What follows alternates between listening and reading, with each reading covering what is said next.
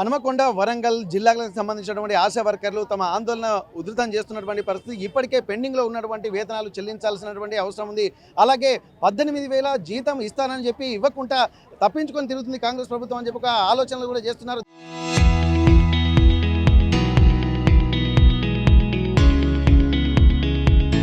దీనికి సంబంధించి కూడా ఇక్కడ బీఆర్టీయూ బీఆర్ఎస్ అనుబంధ సంస్థ ఆధ్వర్యంలో కూడా ఒక ఆందోళనకు తెరదీసినటువంటి నేపథ్యంలో ప్రస్తుతానికి వరంగల్ కలెక్టరేట్ కార్యాలయం ముందు ఆశా వర్కర్లు ఆందోళన చేస్తున్నటువంటి నేపథ్యం. ప్రస్తుతానికైతే చాలామంది ఆశా వర్కర్లు ఎందుకంటే తమ దినసరి కార్యక్రమాలను కూడా వదిలిపెట్టుకొని ఎంతోమంది పేషెంట్లకు సర్వీస్ చేయాల్సినటువంటి తామే పేషెంట్లుగా మారిపోవాల్సినటువంటి సిచ్యువేషన్, పని ఒత్తిడి వల్ల ఇబ్బందులు ఎదుర్కొంటున్నటువంటి నేపథ్యంలో ఇట్లాంటి ఒక దారుణమైనటువంటి సిచ్యువేషన్స్, ఉద్యోగాలు ఉన్నాయన్నటువంటి ఒక సంబరం అది మీదికి మాత్రమే కనిపిస్తుంది. కానీ తమ ఆందోళనలు ఎవరికి పట్టడం లేదు అని చెప్పి అంటున్నారు. 18,000 జీతం పెంచుతానని చెప్పి ఇప్పటివరకు 27 నెలలు గడిచినప్పటికీ కూడా పెంచలేకపోవడంపై తీవ్ర ఆందోళన వ్యక్తం చేస్తున్న నేపథ్యంలో ఆశా వర్కర్లు కూడా మొత్తం ఆందోళన చేస్తున్నటువంటి సిచ్యువేషన్స్, ఇప్పటివరకు తమ కుటుంబాల్లో కూడా ఎన్నో పెరుగుతున్నటువంటి రేట్లకు తగ్గట్టుగా తమ జీతాలు పెంచాలన్నటువంటి విజ్ఞప్తిని కూడా చేస్తున్నారు.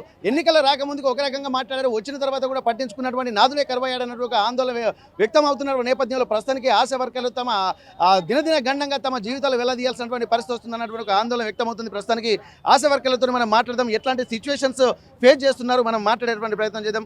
అమ్మ, ఇప్పటివరకు మీరు ఫీల్డ్ మీదకి వెళ్తుంటారు కానీ పని ఒత్తిడి వల్ల తట్టుకోలేకపోతున్నామని చెప్పి అంటున్నారు, జీతాలు సరిపోవడం లేదని చెప్పి అంటున్నారు, ఇప్పటివరకు పెండింగ్లో ఉన్నటువంటి బకాయిలు రావాలంటున్నారు, 18,000 జీతం ఇవ్వాలని చెప్పి ఇవన్నీ చెప్తున్నామని చెప్పి అంటున్నారు. కానీ మరి ఇప్పటికీ 27 నెలలు గడిచినప్పటికీ కూడా మరి ఎందుకు ప్రభుత్వం స్పందించలేదనుకుంటున్నారు? మీకున్నటువంటి సమస్యలు కూడా ఇన్నిసార్లు అధికారులు కూడా విన్నవించినప్పటికీ కూడా ఎందుకు స్పందన లేదనుకుంటున్నారు మీరు?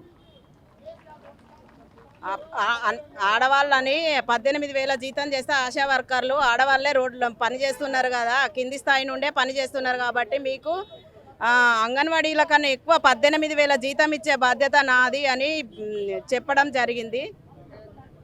జరిగింది రేవంత్ రెడ్డి సర్కారు. అప్పుడున్న ప్రభుత్వము 3 సార్లు జీతం పెంచిండు, ఇప్పుడున్న ప్రభుత్వము ఒక్కసారి కూడా జీతం పెంచలేదు. 2.5 సంవత్సరాలు గడిచిపోయింది. 2.5 సంవత్సరాలు గడిచిపోయింది కదా, మరి ఒక్కసారన్నా అడుగుదామని మేము 14 రోజుల నుండి సమ్మెలో ఉంటాము. సమ్మెలో ఉన్నా కూడా ఇంతవరకు ప్రభుత్వం మమ్మల్ని పట్టించుకోవడం లేదు. మరి ఎందుకు పట్టించుకోవట్లేదని కలెక్టర్ ఆఫీస్ ముట్టడిద్దామని వచ్చినాము. మేము గొంతమ్మ కోరికలు అడుగుతలేము. ఆయన పెట్టిన 18,000 జీతము, మట్టి ఖర్చులకు 50,000 రూపాయలు, ఫస్ట్ తారీఖే, అప్పుడు 31వ తారీఖే జీతం పడేది. ఇప్పుడు 2 నెలలైనా కూడా జీతం పడతలేదు. ఫస్ట్ తారీఖు రోజే మా జీతం రావాలి, మాకు ఇన్సూరెన్స్ కావాలి. మేము ఎక్కువ ఏం అడుగుతలేము, మాకు వచ్చింది ఒక 2-3 కూడా ఇవ్వండి సార్ అని అడుగుతున్నాము. ఒకవేళ ఇది మాత్రం చేయకపోతే ఈ సమ్మె ఇంకా ఎక్కువ చేసి దీన్ని అసెంబ్లీ ముట్టడి చేయడానికి కూడా మా ఆశా వర్కర్లు అందరం సిద్ధంగా ఉన్నాం బీఆర్టీ యూనియన్ తరఫున. ఇప్పుడు మీరు ఫీల్డ్ మీదకి వెళ్తున్నప్పుడు మీరు ఎంతో మంది గ్రామీణ ప్రాంతాల్లో ఉన్నటువంటి వాళ్ళకు కూడా ఎంతో మేలు జరుగుతుంది, చాలా మంది ఇబ్బందులు ఉన్నటువంటి మహిళలకు సమస్యలు కూడా ఎక్కువ మీరు స్పందించేటువంటి అవకాశం ఉంటుంది. మరి మీరు ధర్నాలు, నిరసనలు, అలాగే విధుల్లోకి హాజరు కాకపోవడం వల్ల కూడా మరి వాళ్ళకి ఇబ్బందులు తగ్గుతున్నాయి. మరి ఇది ఎవరికి పట్టట్లేదా? ఇది ఎవరికి, ఒక అమ్మాయి వాళ్ళ పొద్దున నేను యూనిఫామ్ వేసుకొని వస్తా అంటే బిడ్డ బీపీ ట్యాబ్లెట్లు ఇస్తలేవు, బీపీ ట్యాబ్లెట్లు లేక నాకు ఇంటికి వచ్చి బీపీ ట్యాబ్లెట్లు ఇచ్చేదాన్ని బిడ్డ, ఇప్పుడు బీపీ ట్యాబ్లెట్లు కూడా లేవు, ఎట్లా బిడ్డ మీరు రాకుంటే ఏంది పరిస్థితి, ఆ సీఎం ఎవరో నన్ను తీసుకుపోండి బిడ్డ నేను మాట్లాడతాను అంటే బీపీ ట్యాబ్లెట్లు, షుగర్ ట్యాబ్లెట్లు, ఆన్లైన్ వరకు అన్ని ఆశా వర్కరే చేయాలి, 24 గంటలు సర్వీస్ చేయాలి. డెలివరీ అయితే నైట్ 12 గంటలకు 1ంటికైనా డెలివరీ పేషెంట్తో మేము పోయి డెలివరీ చేయించి 2 రోజులైనా అక్కడ ఉండి డెలివరీ చేయించి రావాలి. ఇవన్నీ వాళ్ళకి సమస్యలు అవుతున్నాయి. వాళ్ళే ప్రజలు ఏమంటున్నారంటే మేమే వస్తాం పండి బిడ్డ మీతోని మమ్మల్ని తీసుకుపోవాలని మాట్లాడే విధంగా అవుతుంది ఇప్పుడు ఈ 14 రోజులకే. ఇక్కడ మనం గమనించాల్సిందంటే గ్రామీణ ప్రాంతాల్లో ఉన్నటువంటి వాళ్ళు ఎక్కువగా పేద, మధ్యతరగతి, దిగువ తరగతి వాళ్ళే ఉంటారు కాబట్టి అట్లాంటి వాళ్ళు కూడా చాలా వరకు ఆశా వర్కర్ల మీద డిపెండ్ అయినటువంటి పరిస్థితి.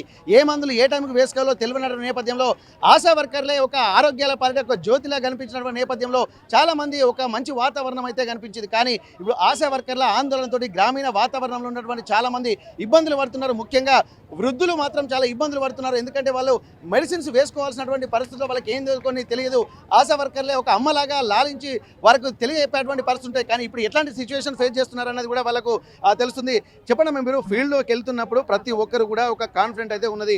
ఎందుకంటే అందరూ డాక్టర్ల దగ్గరికి పోలేరు, ఇక్కడ ఫోన్ చేస్తే మీరే అందుబాటులో ఉంటారు. మరి ఇట్లాంటి సమయంలో మరి విధుల్లోకి ఆటంకం కలగకుండా ఎట్లుంది? 10 కానీ 12 కానీ 1 గంటకు కానీ మాకు ఈ సమస్య వచ్చింది, నాకు ఇక్కడ గుండెల నొప్పి లేస్తుంది అన్నా కానీ మేము ఆశా వర్కర్ గ్రామంలో ఉంటుంది కాబట్టి వాళ్ళకి ఎలాంటి సేవనైనా మేము బీపీ ఆ నైట్ పోయి వాళ్ళకి బీపీ చెక్ చేయడం కానీ ఏ సేవ కావాలన్నా వాళ్ళకు ఎంత నైట్ అయినా మేము చేస్తాం. 24 hours మేము డ్యూటీలు ఉన్నట్టే ఆశా వర్కర్లకు టైం అంటూ లేదు.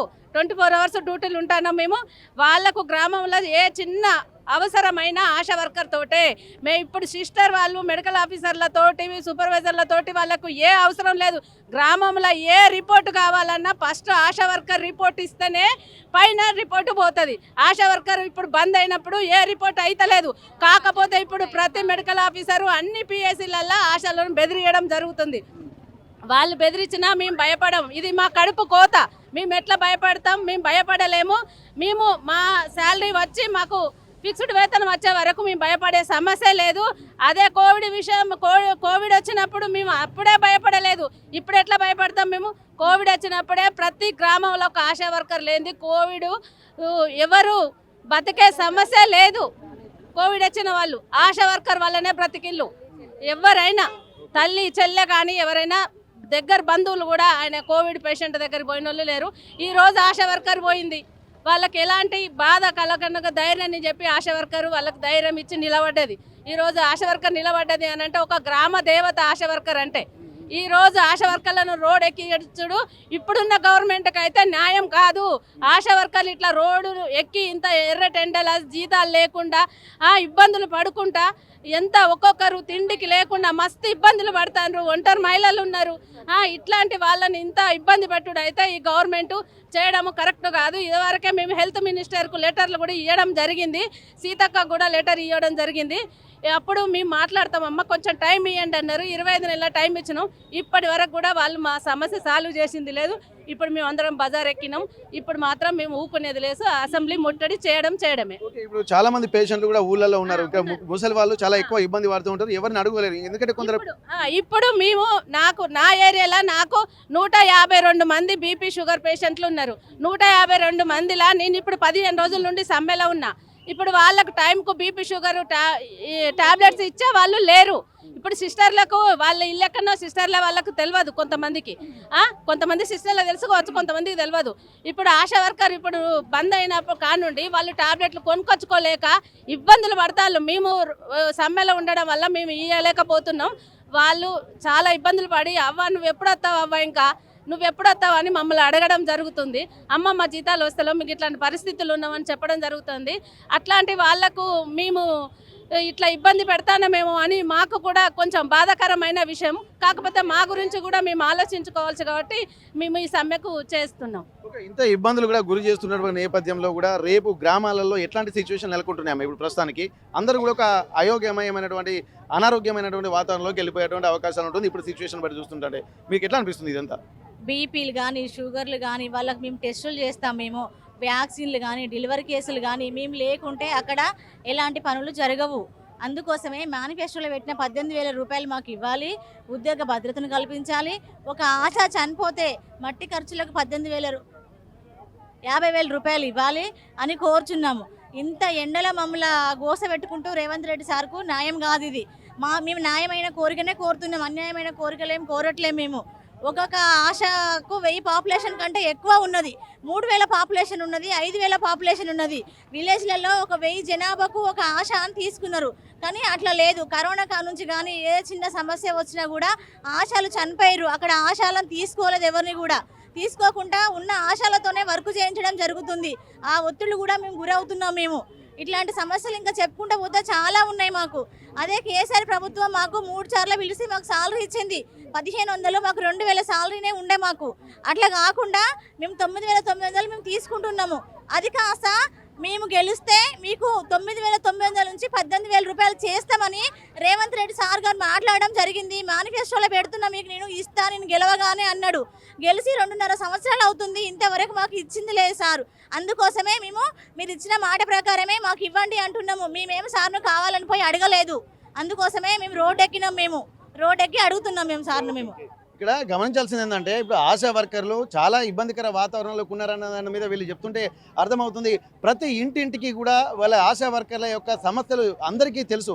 కానీ తామే ఒక సమస్యలో చిక్కుకొని పోయిన తర్వాత అక్కడ గ్రామంలో ఉన్నటువంటి పేషెంట్స్కి ఎట్లా సేవ చేసేదన్నటువంటి ఒక ఆలోచనలు కూడా వ్యక్తమవుతున్న నేపథ్యంలో ఇక్కడ ఒంటరి మహిళలు కూడా ఎంతోమంది ఆశా వర్కర్లు ఉన్నారు. వాళ్ళ జీవనోపాధి జీవన భృతి లేకుండా కూడా అనేక మంది ఇబ్బందులు పడుతున్నారు. ఇప్పటి వరకు గతంలో కొంతమంది కరోనా టైంలో కూడా కోవిడ్ సమయంలో కూడా కొంతమంది ఆశా వర్కర్లు కూడా ఇక్కడ మృత్యువాత పడినటువంటి సందర్భంలో ఆ ప్లేస్లో రిక్రూట్ కాక మిగిలినటువంటి ఆశా వర్కర్లకు కూడా బాధ్యత అప్పచెప్పడం వల్ల వాళ్ళ పని భారం పెరగడంతో కూడా అనేక ఇబ్బందులు పడుతున్నామని చెప్పి అంటున్నారు. దీనివల్ల ఒక్కొక్క ఆశా వర్కర్ పరిధిలో కూడా 150 నుండి 200 మంది వరకు కూడా అనేక ఇబ్బందులు పడుతున్నారు. బీపీ టాబ్లెట్స్ ఇవ్వలేక వాళ్ళకు సర్వీస్ చేయలేక మేము కూడా వాళ్ళ ఆలోచనలు దృష్టి పెట్టుకుని వాళ్ళ సమస్యలు దృష్టి పెట్టుకుని మేము కూడా కుమిలిపోతున్నాం అన్నటువంటి ఒక ఆలోచన మాత్రం వ్యక్తం చేస్తున్నారు. కానీ తమ సమస్యకే ఒక దిక్కులేనటువంటి పరిస్థితి నెలకొన్న నేపథ్యంలో మిగిలిన సమస్యలు ఎట్లా చూస్తామన్నటువంటి ఒక ఆవేదన మాత్రం ఆశా వర్కర్లు వ్యక్తం చేస్తున్నారు. తాము కోరేటి మాత్రం చిన్న చిన్న కోరికలు కాదు, గొంతెమ్మ కోరికలు కాదు. ఎక్కడైతే గతంలో ఉన్నటువంటి అధికారంలో రాకముందుకి ఎట్లాంటి మేనిఫెస్టోలో పెట్టినటువంటి అంశాలు ఉన్నాయో వాటిని మాత్రమే మేము ప్రస్తావిస్తున్నాము. కనీసం వేతనాలు కూడా ఇవ్వలేనటువంటి ఒక పరిస్థితుల్లో మేము ఎట్లా బతికేదన్నటువంటి ఒక ఆందోళన మాత్రం ఆశా వర్కర్లో వ్యక్తమవుతుంది. ఇప్పటికైనా పెండింగ్లో ఉన్నటువంటి వేతనాలు ఇవ్వాలి. అలాగే ఒక ఆశా వర్కరు చనిపోతే మాత్రం వారికి సంబంధించినటువంటి ఖర్చుల కింద 50,000 రూపాయలు ఇవ్వాలన్నటువంటి డిమాండ్ చేస్తున్నారు.